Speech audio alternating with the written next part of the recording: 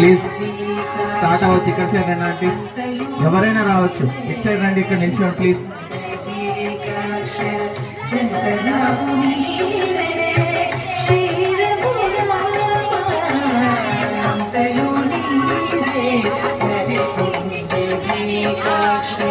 అంటే మీ అందరు కావాల్సిన ఒక వీడియో నేను మంచిగా తీపిచ్చి ఇస్తాను, మీరు ఆగండి.